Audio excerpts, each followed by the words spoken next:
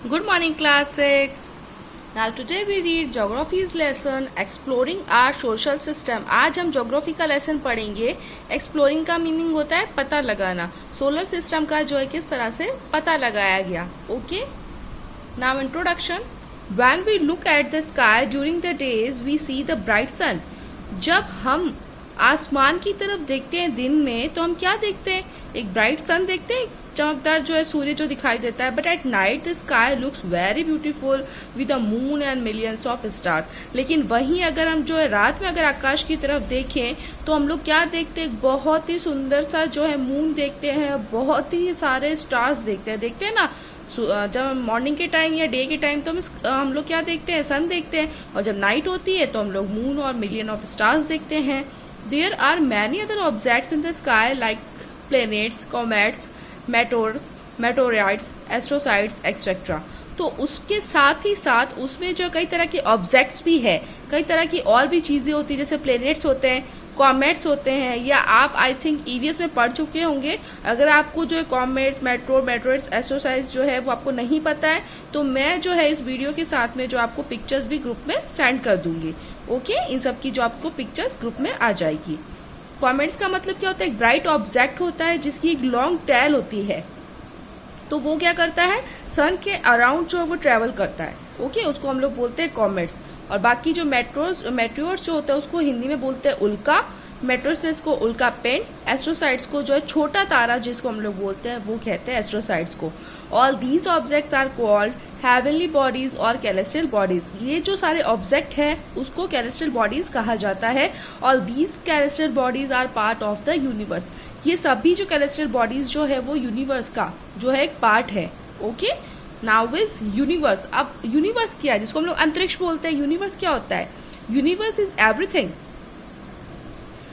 We can touch, feel, sense, measure और detect.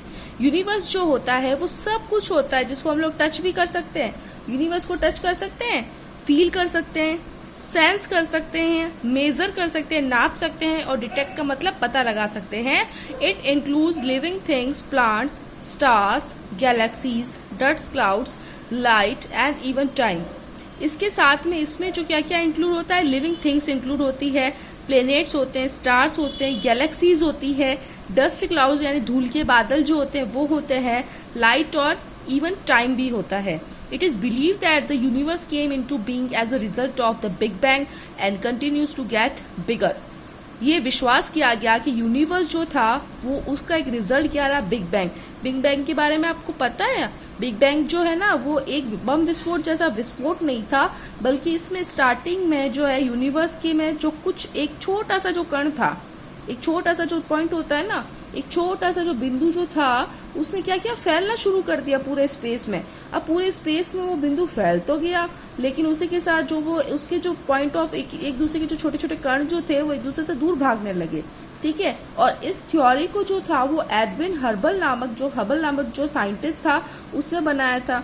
उसने कहा था कि यूनिवर्स का लगातार जो विस्तार हो रहा है क्योंकि 15 अरब ईयर्स बिफोर जो एक छोटे से पॉइंट ने से फैलना शुरू किया जिसका रिजल्ट बना था बिग बैंग. और उसकी वजह से क्या हुआ? कंटिन्यूसली जो वो बड़ा होता गया, बिगर होता गया.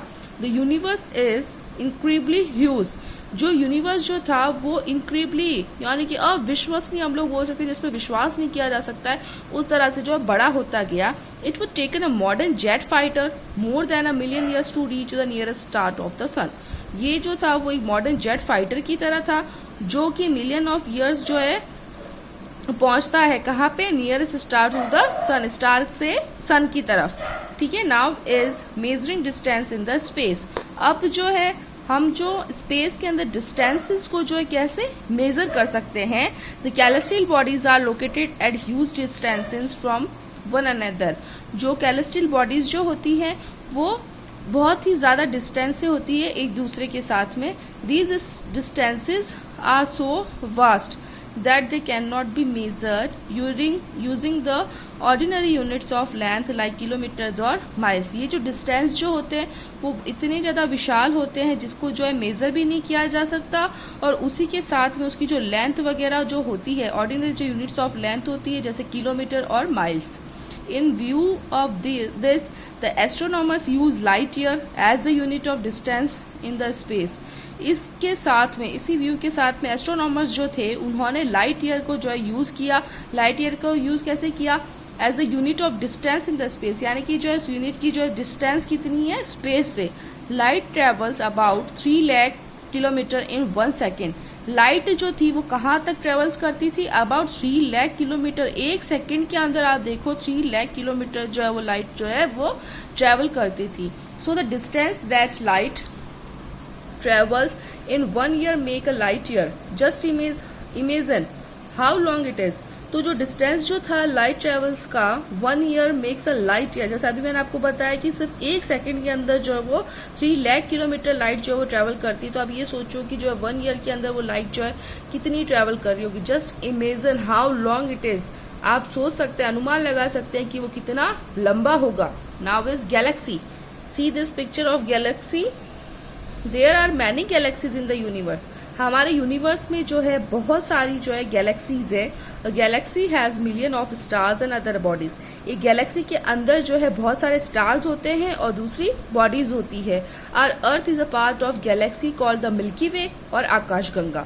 हमारी अर्थ जो है वो गैलेक्सी की एक पार्ट है. उसको जो है मिल्की वे भी कहा जाता है और आकाशगंगा भी कहा जाता है. ये आपने 5th में जो है पढ़ा होगा ईवीएस में. This Galaxy is so big. ये गैलेक्सी जो है वो बहुत बड़ी है. That it contains about 1 million billion stars. ये गैलेक्सी बड़ी है इसीलिए इसमें जो है 1 मिलियन मिलियंस स्टार्स है. कितने सारे स्टार्स है, हम स्टार्स को काउंट कर सकते हैं क्या? बहुत सारे स्टार्स है. If we look at the sky in the dark night we can see a faint band of light which stretches across the sky. जब हम रात में आकाश की तरफ देखते हैं तो हम ये we can see a faint band of light. तो हम ये देख सकते हैं एक फेंट बैंड यानी कि हल्की सी जो लाइट होती है जिससे जो है स्क्रैचेस अक्रॉस द स्काई, जिससे आकाश की तरफ जो है ये देखो आप हल्की सी लाइट है, हल्की सी लाइट है ना. ये होती है हमारी galaxies. This is the Milky Way in which we are situated. ये होता है मिल्की वे जहां पर हम लोग जो है रह रहे हैं. Which we are situated. Now is consolation. Consolation का मीनिंग होता है नक्षत्र. Look at the sky at night. आप रात में जो है आकाश की तरफ देखें, you will find that most stars are shining single.